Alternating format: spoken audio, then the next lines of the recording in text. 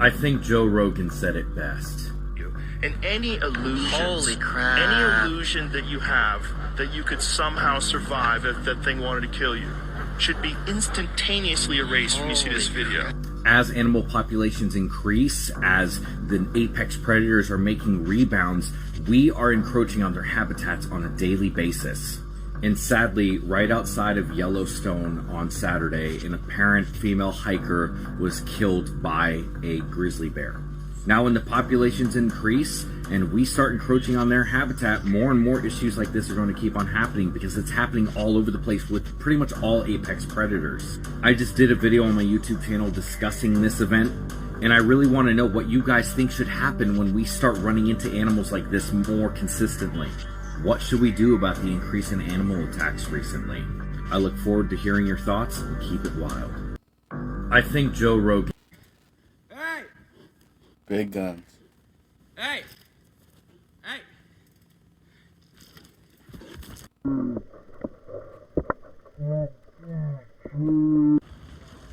Yeah, remember that one?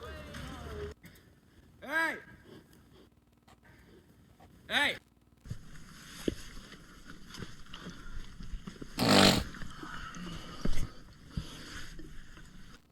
A man in Deadly grizzly bear attack. A man in Arizona was attacked and killed by a black bear in a predatory attack a couple weeks ago. Stephen Jackson was building a home in Arizona, sitting on his porch drinking coffee, when a black bear attacked him. And it's not like he was alone. There was a lot of people around. They were screaming, shouting, honking horns at the bear. And sadly, he succumbed to his injuries, and one of his neighbors ended up shooting and killing the bear. And I can say all I want about how rare this incident is. And I mean, when I say rare, in the last 20 years, there's been just over 20 deaths from black bears. But they are still bears, and when they want to be predatory towards a human, there's little that a person can do to stop that. These are wild animals that sadly people decide they want to feed. So who knows what the situation was exactly with this bear. But we got to remember that wild animals sometimes do things how wild animals do, and it's not in our interest. A man in Arizona was Deadly grizzly bear attacks are It's all about hunger. If they're hungry enough, they're gonna kill you, bro. extremely rare. In the United States, an average of 11 people are mauled to death by bears annually. A marathon run. Deadly grizzly bear attacks are extremely rare. In the United States, an average of 11 people are mauled to death by bears annually. A marathon runner ventured out 11 a year is still a lot, bro. the Buttermilk Trail near West Yosemite, Montana for her final job. While training, a grizzly bear attacked her. According to experts, the interaction was likely over in under 3 minutes. It is unknown whether the bear was startled by the runner's speed or simply saw her as any other treat in the forest. However, as with most bear attacks, a cub was present, indicating a possible defensive measure. Deadly grizzly bear attacks are extremely rare. This pet store that I go to, a pit bull came in, big jack pit bull, cuts all over its body. You know, they asked the owner, like, What are some of the common mistakes that people do when washing their own car? Don't use your hose water.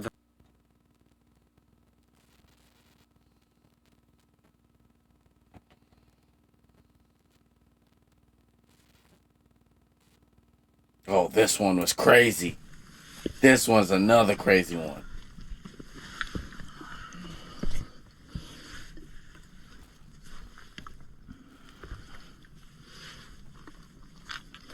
Yeah, I'm not going over here without guns. A fucking horror movie. He ain't got a gun.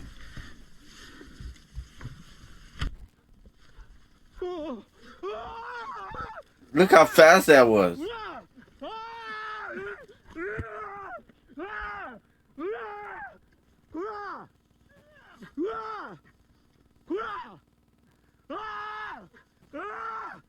You need to stop screaming. Oh, there's a cub.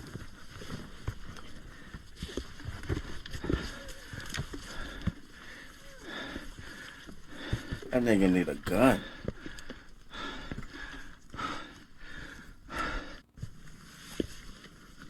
Look how fast that was, bro. And he's climbing out there by himself. Crazy motherfucker.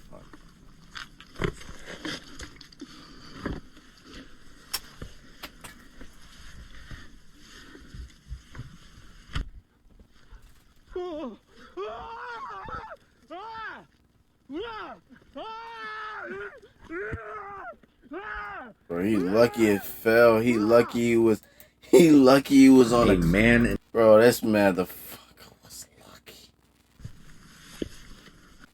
a That's the kid too. No gun.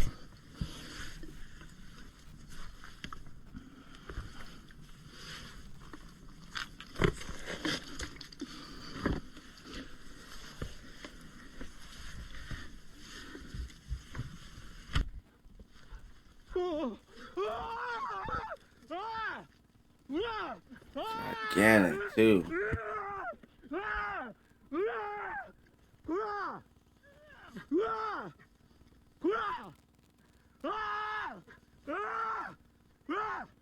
See behind it? Yeah, the cub. It was a cub. That's why I was attacking. a Deadly grizzly Most bear. of the times it's because of cubs. Yeah, life sucks in bear country. Yeah. Just had a grizzly with 2 cubs Yeah. come at me from about 80 yards, and I sprayed the shit out of her with bear spray, and then I went on my face and protected the back of my neck. She got my head good. I don't know what's under my hat. My ear, my arm, pieces of stuff hanging out. I don't know what's going on Like there. a toilet paper.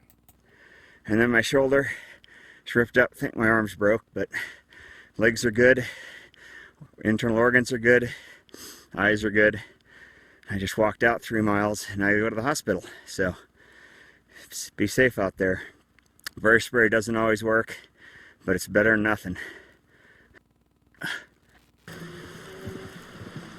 Better than nothing.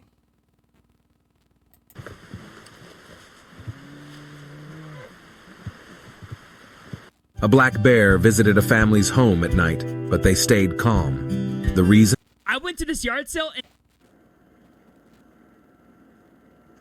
These people saw the tiniest deer coming at them and asking for his mommy. So if you take an LCD, It's funny, they'll kill you like nothing, but another bear their size, they're freaking terrified to let their cubs get eaten alive.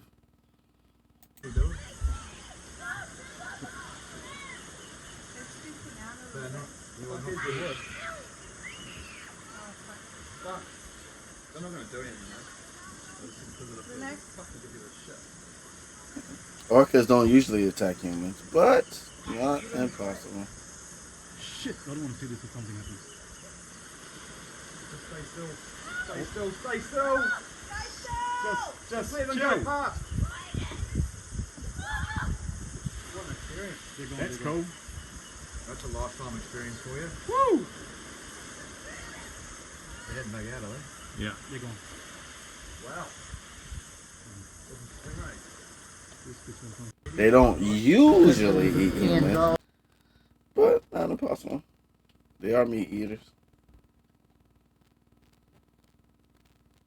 I'll definitely be around them than this fucking monster. What the hell? Welcome to another bear attack, right where he had left it. Then they saw it, a sight that shook them to the core. They saw a large pool of fresh blood on the ground. The shrubs had been flattened. They could see the struggle that had ensued. The earth had been torn up and thrown around. The trail of blood led off into the undergrowth. The two men ran as fast as they could to go and find help. They knew that Harley must be dead. They knew that he must have been taken by a bear, and they knew that the same bear was still out there. Sprinting through the rugged terrain, they made it back to Port Alexander.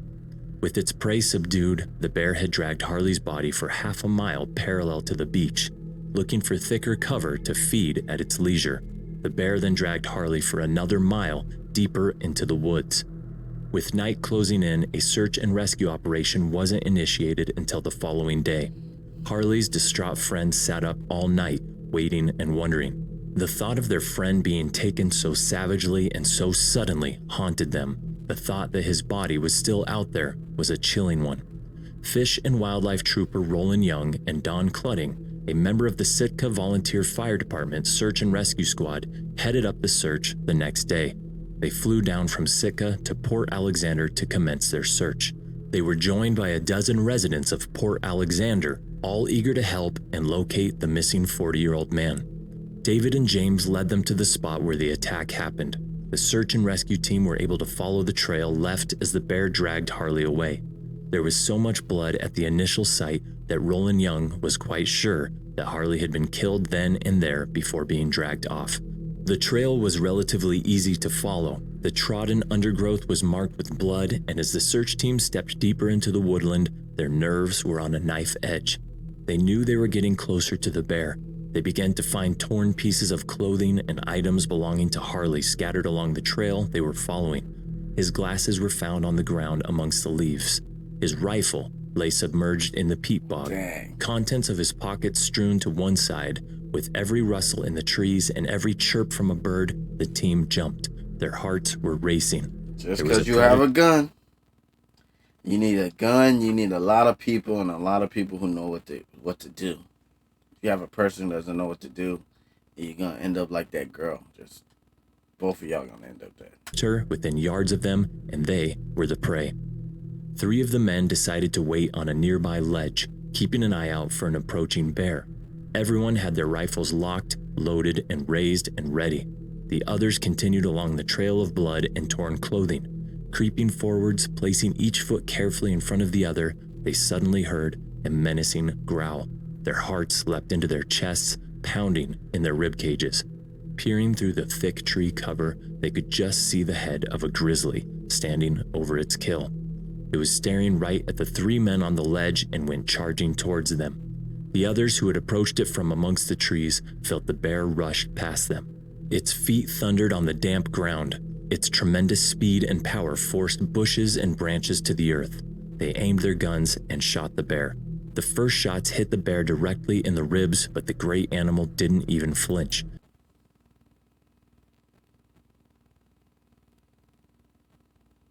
It continued to bound towards the 3 horrified men. With nowhere to go, they were trapped in the ribs, but the great animal didn't. The others who had approached it from amongst the trees felt the bear rush past them. Its feet thundered on the damp ground.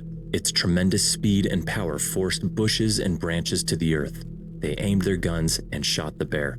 The first shots hit the bear directly in the ribs, but the great animal didn't even flinch. It continued to bound towards the 3 horrified men. With nowhere to go, they were trapped. Another 2 shots fired.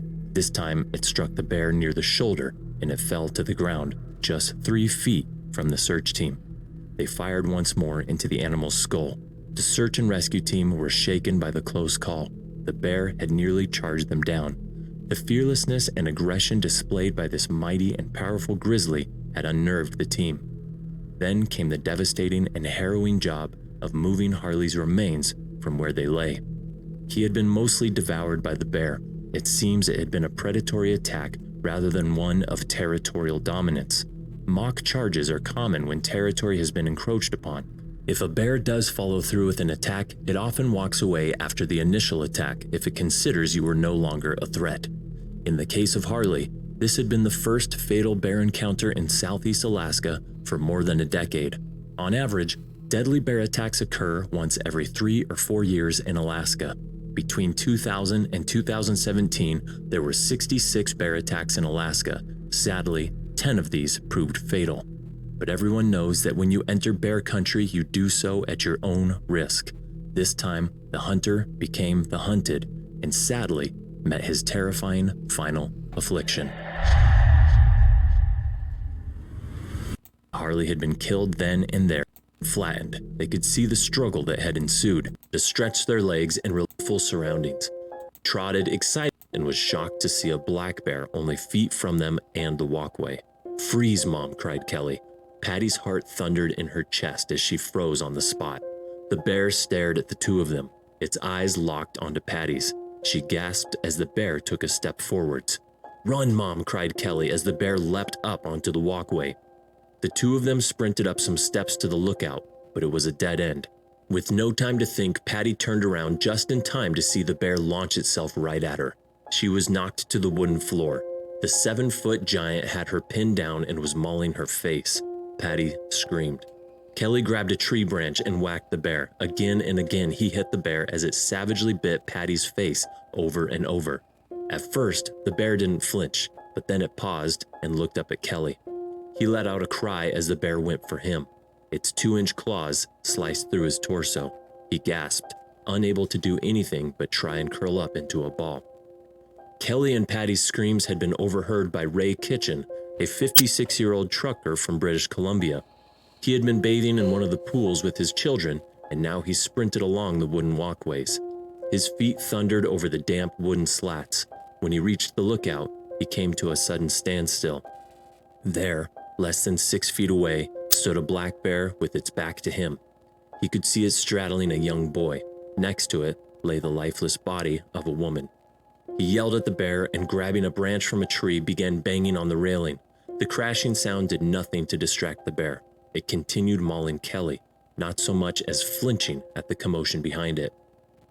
Ray took a step forward, still yelling at the huge beast. He jabbed at it with the tree branch. Driving the branch into the bear's side, the bear lifted its head. It turned and looked at Ray for a split second before diving at him. The sheer force from the impact sent Ray flying through the railings and onto the wet, boggy ground below. The bear pounced on him. Ray's screams were heard by others who came running to find out what was going on.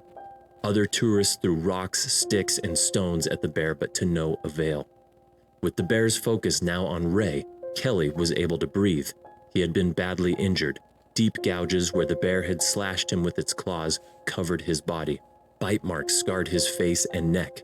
He crawled over to his mother. She moved at the sound of his voice. He held her hand. Her breathing was labored. Blood pooled around her body. Kelly told his mom that everything was going to be okay.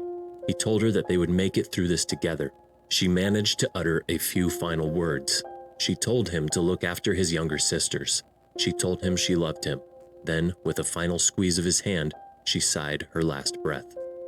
Their screams, along with those from Ray, were heard by others. Frank Headingham was sunbathing by one of the lower pools and thought it was only yards from where they were all gathered. It was Ray. He was still alive. Only now, his cries were quieter and less intense. The bear was still savaging him. Frank picked up a fallen branch. He began hitting the bear as it continued to attack Ray. The bear shifted its grip on Ray, lifting him into the air. It shook Ray's limp body. He was thrown around like a rag doll. The bear released its grip on Ray, leaving him crumpled on the ground. Ray was dead. When it was done, the bear turned its attention back to Kelly and his mom. From the swamps, it reached a single paw up onto the platform, clawing at Kelly's feet. Frank ran up to the bear and kicked it right in the snout. The bear immediately fell backwards. But instead of retreating into the undergrowth, it headed once more to the wooden walkways, where there were yet more tourists. The screams from the attacks had sent people running. News of a rampaging bear made its way through the park and fear spread. While Ingrid still fought to keep Patty alive, the bear continued its frenzy. Ambling along the boardwalks, the bear followed the distressed visitors. It picked up pace as the urge for another attack grew. In the panic, 28-year-old research assistant Ari van der Velden slipped and fell. He rolled off the boardwalk, and before he had time to pick... Yeah, why were they not there with weapons? And they panicked. It's a bear, but 5 of y'all with big-ass fucking poles. No one has a gun? Himself up, the bear was upon him. It slashed his legs and bit into his arm. Ari felt the immense pressure of the bear's teeth. With a bite force of 800 psi, spotted the bear on top of Ari, who was still fighting for his life. Dwayne took aim and shot the bear in the back of the neck. The bear slumped to the ground. Black bear is typically an opportunistic predator and uses both its teeth and claws to subdue its prey. Ari cried out in agony. He desperately tried to fight the bear off, punching it in the snout, pulling its ears, and gouging its eyes. But the bear was so huge and powerful, Ari's efforts largely went unnoticed. As terrified visitors ran into the car park, Dave Webb, a 49-year-old businessman from Alaska, was just pulling in. He asked one of the fleeing people what was going on. Upon hearing that it was a bear attack, he grabbed 2 of his guns. He threw one to Dwayne Eggerbroten, and the 2 of them headed along the boardwalks. They spotted the bear on top of Ari, who was still fighting for his life. Dwayne took aim and shot the bear in the back of the neck. The bear slumped to the ground. Dwayne fired 2 more shots into the bear just to make sure that it was dead. He and Dave jumped down to Ari and picked him up. emergency services arrived on the scene. Despite the best efforts of Ingrid to revive Patty, the mother of 3 sadly died at the viewpoint. Her young son Kelly and Ari were both taken to the hospital. They fought for their lives and incredibly survived the ordeal. Kelly spent 3 weeks in a Canadian children's hospital. He suffered broken ribs, a punctured lung, a fractured vertebrae, and multiple deep lacerations. As the years have passed, he is still tormented by what happened to his mother. Kronotsky Wildlife Reserve, where he constantly patrolled the wilderness to battle illegal fishing and hunting. It was during these patrols that wonder and awe. They were supposed to have gone into hibernation, warmly tucked into a hollow tree or under the roots of a huge tree. It was a Friday, and Vitaly was sitting by the window in his cabin with his hands wrapped around a steaming cup of tea. Outside, the world was a frozen wasteland. The trees were heavy. His furry friend was headed to the half-frozen lake to quench his thirst. To kill the boredom, Vitaly decided to follow his favorite bear down to the lake, where he was sure to capture some award-winning pictures and memories to last a lifetime. He geared up and took with him his camera, flare gun, and bear spray, just in case things got out of hand. The lake was less than a mile from his cabin, and so he was sure he would be back before his helicopter arrived. As he stepped out into the snow, he felt the air was crisp and cold with a sharpness that seemed to cut through to the bone. His breath was puffing out clouds, and the landscape was eerily quiet, as if the Kamchatka Peninsula itself was holding its breath. But he was no stranger to the harsh elements of this area, so he soldiered on. The growl of his friendly bear quickly freed him from his thoughts. He tried to trudge through the snow-covered trail in order to catch up, but the snow was deep and his feet were heavy. But he was determined. He quickly put on his cross-country skis, which allowed him to effortlessly glide across the snow-covered trail. He could see the bear's paw prints still fresh in the snow and was determined to keep up with Krasovchik. He pushed himself to go faster, his muscles strained and burned with exertion at the effort of pushing himself to the limit. He could feel the cold seeping into his bones, but he did not falter. He tightened his coat around him. The trail wound its way through the trees, and he followed it cautiously with his senses heightened by the knowledge that a small plume of steam escaped from his nostrils, dissipating into the chilly air. It was a sight that melted Vitaly's heart. At about 3 meters from the sleeping bear, Vitaly took out his camera, ready to capture the beautiful scene for his memory book, as he had done numerous times before. On Saturday, the following day, the helicopter arrived, ready to airlift Vitaly out of the reserve for his holiday. The pilot found packed bags and a cold cup of tea by the cabin's window, but Vitaly was nowhere to be seen. He, without hesitation, called the search and rescue team, which arrived promptly and began searching. They followed Vitaly's ski trail, and just about a mile from the cabin, they found his skis at the entrance of the grove, placed vertically in the snow, just as he had done the day before. The rescue team then followed Vitaly's tracks into the grove, and just about 3 meters in, there he was. Vitaly's body lay there motionless. His bear spray can was empty, which led the rescue team to believe that he had used it to try to save his life. In the snow, they could see Krasovchik's tracks where he leapt to attack Vitaly. It seemed that the spray hadn't deterred the bear from attacking him. On his right side lay the unfired flare gun, which was half eaten. His camera lay inches away from his body. It was bloody and broken. The search and rescue team brought his lifeless body back from the wilderness for goodbyes and burial from his family. Despite his numerous research journals, Vitaly's proactive approach of monitoring bears was broadly criticized by the conservation movement community, who argued that he went against the consensual passive method of ethology. In his defense, Vitaly claimed that he never underestimated the tenacity of the bears, but this wasn't how his critics saw it. As to them, his death seemed to be a confirmation of their worries. In addition, in excess of over 20 bears that had become habituated in the presence of Vitaly were easy targets for poachers and were killed just before and shortly after his death. As it is with nature, wild animals are just that, wild. One shouldn't get too comfortable when approaching wildlife, as their wild traits are intrinsically imprinted in their genetics, and they can snap at any time, leaving behind a lifeless body. For Vitaly, this was a lesson learned a bit too late, but his journals shall forever be a constant reminder of his contribution to trail. It was Josh's first mountain bike ride ever, and he was more than excited to join Bradley. Blind corner, he slammed into something huge. His speed and the thick forest cover on the sides of the trail had obscured his view beyond the corner. He didn't have time to steer evasively or even skid to avoid the collision. It was a huge grizzly bear. The collision bolted Bradley into the handlebars of his bike and then over the bear. Newton's first law, or as we like to call it, the law of inertia, was in play. He knew that he would come thudding into the ground, and so he tried to break his fall with his hands. The impact of the fall made him break both of his wrists as well as his left scapula. Josh, who was 25 yards behind on the trail, heard the collision followed by a loud growl from the bear as if it was hurt. He couldn't see the bear or his friend Bradley, but he instinctively knew that something was amiss. He slowed down around the curve just in time to see the bear standing over Bradley. Standing on its hind legs, the bear towered over Bradley with its keen, piercing eyes fixated on him. Its massive body was covered in shaggy fur, the color of honey, but it was visibly mad over the collision. Josh and Bradley were scared and humbled by its presence. At this moment, Bradley was in excruciating pain. He tried to crawl away, but his efforts were futile, that he had to get help.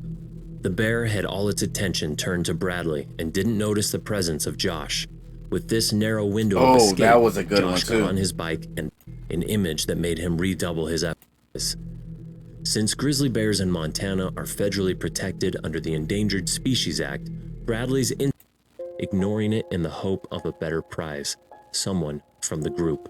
They realized that the bear was determined to get a human meal, so they continued into the cliffs, hoping to find some form of protection as the animal was hot on their trail. Following their scent for miles, they circled back to their camp, hoping that they had lost the animal in its confusion, but it was still following them. The group started to panic as they realized that the bear was not giving up, as it had been following them for nearly 2 hours now with no sign of stopping. They knew that they had no time to rest, that the bear would be upon them soon. They continued upwards again, adrenaline forcing them to keep moving as they went back up into the cliffs again, stripping off their clothing to cool themselves down, as well as hopefully slow the bear down. They hoped that if they left their clothes, the bear would stop to destroy them rather than continue to follow them, but no luck. Now the approaching bear was only 20 feet apart from them, their scent only encouraging the bear further as it knew it was close to its next meal. When they reached the top of the hill, the bear had gained on them even further, and now only 10 feet separated them from certain death. They began to realize that their only hope was going to be to fight this animal, as it was not giving up until it had killed someone. They began to throw rocks at the bear, who was seemingly confused by the attacks, so moved further away, then lay down to observe them, never taking its eye off of its prize. Suddenly, a plane flew overhead, but although it circled them many times, they were not spotted, and so they were still as vulnerable as before. They decided to use the cover of the plane to venture back down the hill, hoping that the bear would not notice and so would not follow. They just needed to get back to other people, to safety. Luckily, they made it back down and encountered some other campers in the area. As they explained their ordeal and the strange behavior of the bear, the group witnessed the bear appear at the crest of the hill, sniffing the air in search of them. They all decided to run to put as much distance between themselves and this murderous bear. After some time, they arrived back at the Forest Service boat where they were able to tell their story to the rangers nearby. They recognized that this bear was exhibiting very strange behavior, as they knew it would not usually specifically hunt for humans, unless it had eaten human flesh before. This disturbing realization made the rangers finally understand what had happened to poor Alan Precup. They set off in their helicopter, praying that they were wrong, but knowing in their hearts what had happened. After the rangers scoured the area once again, they finally came across the gruesome remains of Alan. Only a few days had passed, but it was clear that the bear had finished his meal. His bones were stripped clean and gleamed in the sunlight, his ribcage destroyed by the animal. Parts of Alan were found all over the camp. His arms had been torn from his body, only leaving exposed bones in the ground. His legs and feet, though completely removed from his body, were still encased in his socks and boots, an unnerving reminder that his pile of blood and bones was a living person just a few days before. It's unknown as to how quickly Alan would have died, although we would hope that he was killed by the initial bite to the neck and head, which severed the bones and left him decapitated. We would hope that this is how he met his end, but even if this were true, his last moments would have been terrifying. If the bear attacked him somewhere else, maybe slamming into him and pushing him to the ground where he slowly began to eat the flesh from his bones, this would be a much more horrific way to die, and is hardly worth thinking about when you imagine the true horror of the entire experience. The Rangers were able to gather up Alan's remains and return them to his family, but with very little flesh left on his corpse, the family had to bury him in a closed casket. A reminder to all those in attendance of the horrible events that took place leading up to his final affliction.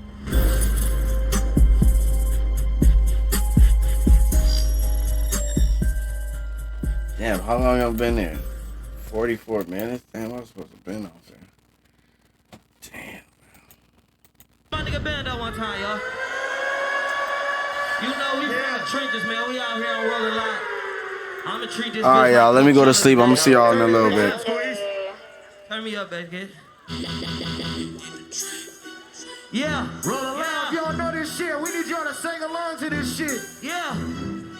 When this shit drop, we need to turn up. 1, 2, 1, 2, 3, let's go. I'll see y'all later. Once again, this is DJ Grimlock. This is Stay Woke TV. Y'all stay woke out there. I'll see y'all later. We out. What? Them bitches telling me to write a statement. I said, go ahead. Bitch, I'd rather pop a gun. You ready? We was raised to believe one was the first number. I got my nigga Ben. But million is the first number. That's where I'ma start coming from. Let's go. Let's go. You all your burn. You better come ready.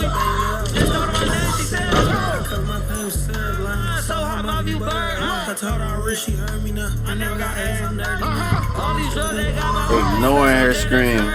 all these sons out there, their baby mamas that I ain't heard about. Got white boy like Robert. Nigga, we selling blur line. Nigga don't call my phone for shit. Got no work. That bitch too big, my pants tight. What he say? These are the GLS, we gon' drive that bitch like a track. I fucked her one time, she calling my phone, come get your whole shit pissed. Got a Steph Curry on my chest, that's a 30-piece little nigga, that's no jet. When the bitch just ends, you get a few ground, they Turn the fuck up. Fake shots ain't no vest, selling dope ain't no pics. I got the money, but don't got the time. This shit don't make no sense. We keep matching line after line. You could've paid your rent. Yeah. Hold on, flip if you got to. Yeah. What the 1, 2, 1, 2, 3. I need whatever we gonna do. Damn, nigga. It's not